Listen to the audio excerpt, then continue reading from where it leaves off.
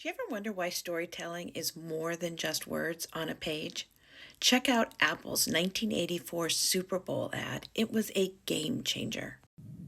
Today we celebrate the first glorious anniversary of the Information Purification Directives.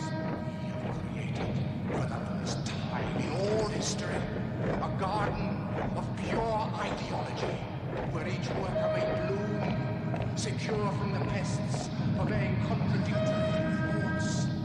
Our unification of thoughts is more powerful a weapon than any fleet or army on earth. We are one people, with one will, one resolve, one cause.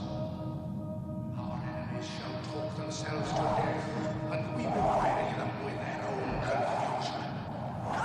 We shall prevail.